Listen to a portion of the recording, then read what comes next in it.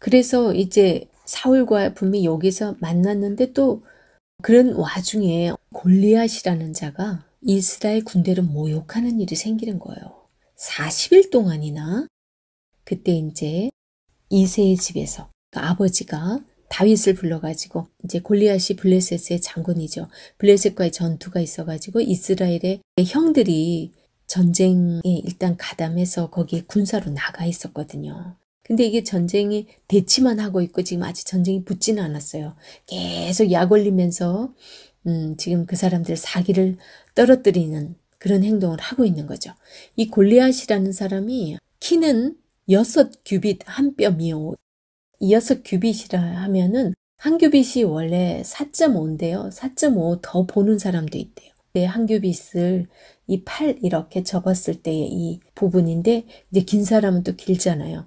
그래서 적게는 2m 70, 크게는 3m 정도 되는 엄청난 등치의 골리앗입니다. 그런 골리앗이 막 이스라엘 백성들을 향하여 막 외치는 거죠. 그 골짜기에 딱 대치하고 있었는데 다윗은 지금 아직 전쟁에 여기 동원되지 않았다는 그 사실 하나만으로 봤을 때 이 당시에 다윗의 나이가 전쟁에 나갈 만한 사람을 민수기에서 보면 20세부터 사람 계수할 때 전쟁에 나갈 만한 남자의 계수는 이러하니라 이러면서 하잖아요. 그런 걸로 봤을 때 지금 여기 3명이 가 있어요. 다 가 있는 것도 아니에요. 그 다윗이 막내잖아요. 7명 중에 지금 3명이 가 있고 다윗보다도 더 위에 형들이 있는데 다 가진 않았단 말이죠. 그랬기 때문에 다윗은 굉장히 더 어렸다고 보기도 합니다.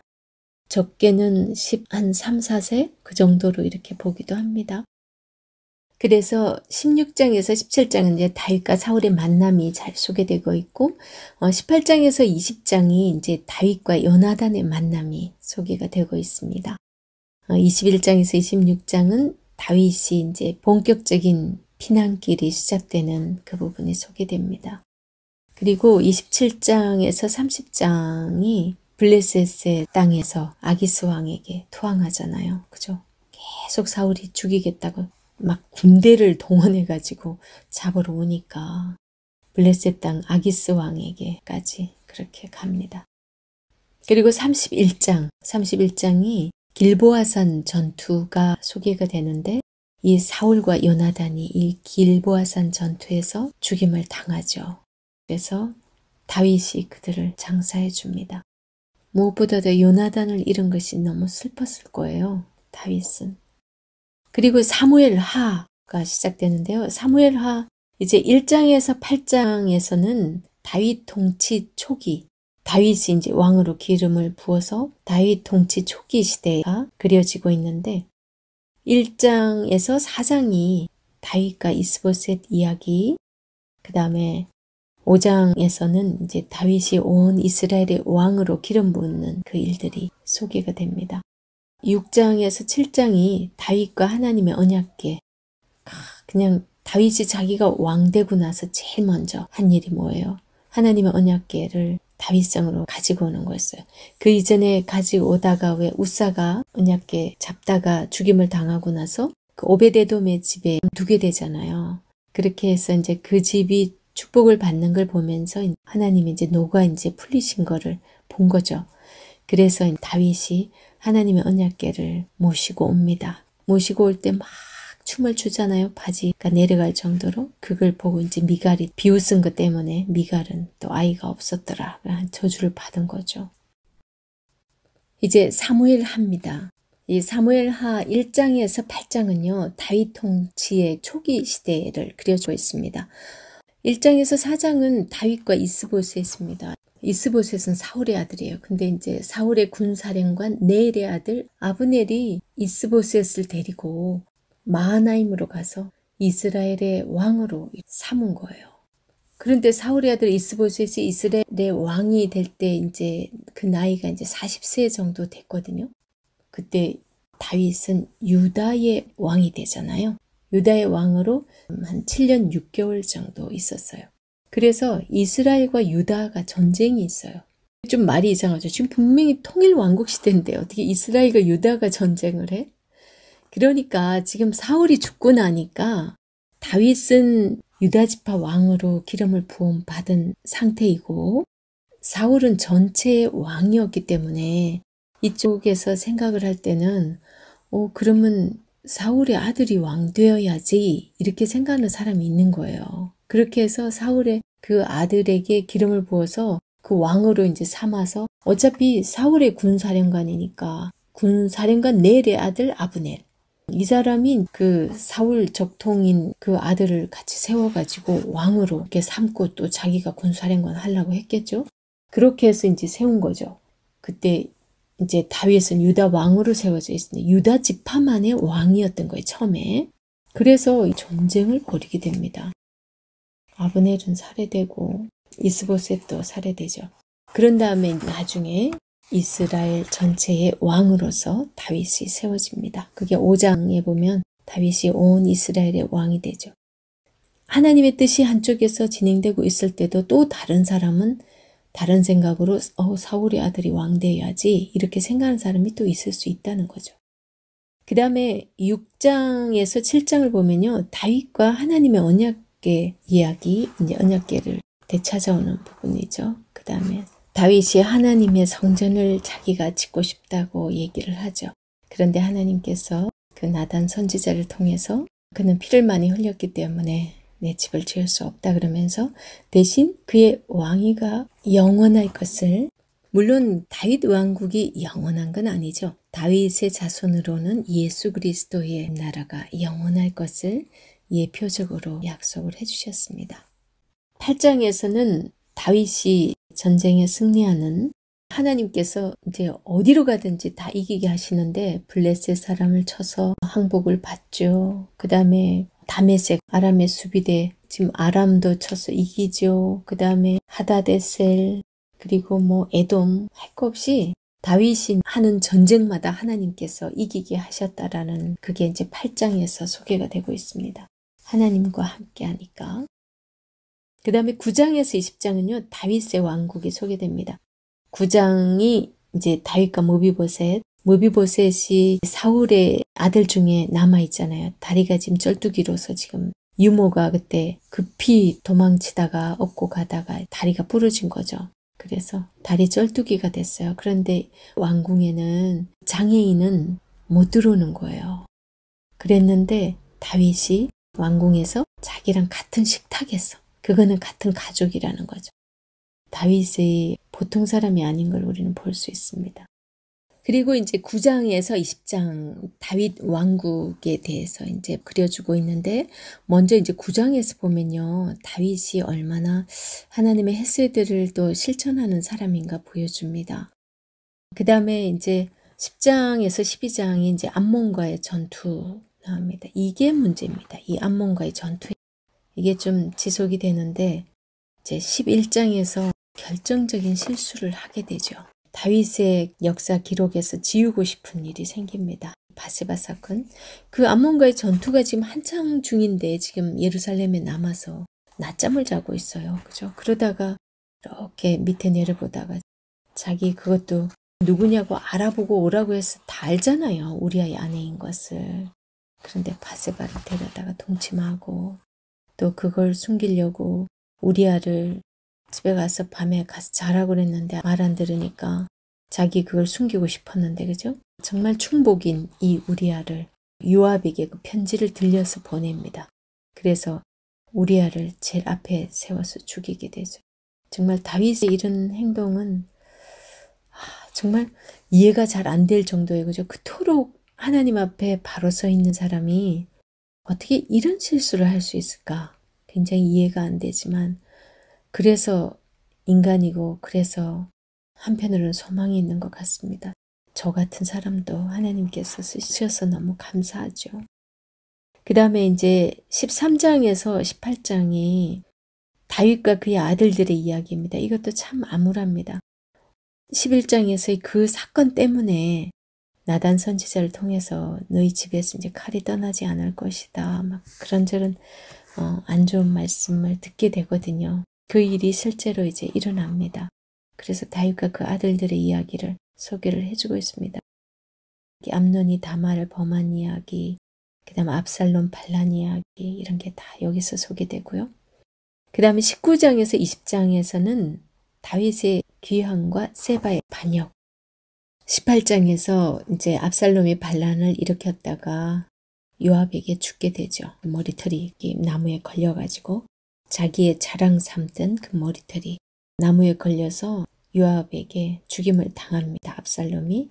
그런 다음에 이제 다윗이 왕궁으로 귀환을 하게 되고 또 세바가 반역을 일으킵니다. 20장에서 그 세바의 반역이 소개가 되는데 요압이 다 물리치고 그리고 21장에서 24장까지 다윗의 통치 문제와 예견을 해줍니다.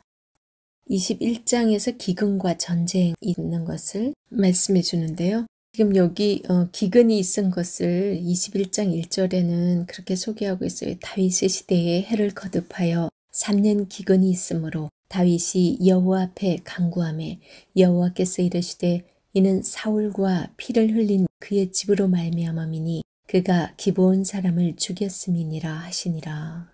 기브온 사람은 이스라엘 족속이 아니요 그들은 아모리 사람 중에서 남은 자라. 이스라엘 족속들이 전에 그들에게 맹세하였거늘 사울이 이스라엘과 유다 족속을 위하여 열심히 있으므로 그들을 죽이고자 하였더라. 이에 왕이 기브온 사람을 불러 그들에게 물으니라. 이렇게 지금 소개가 되고 있습니다. 21장에서 24장 다윗의 통치 부분이니까 쭉 한번 보시고요. 이 중에서 특별히 24장의 인구조사 부분이 다윗의 말기에 하나님께 책망받은 일 중에 하나입니다. 인구조사 때문에 하나님께서 재앙을 내리시죠. 인구조사를 왜 했을까요?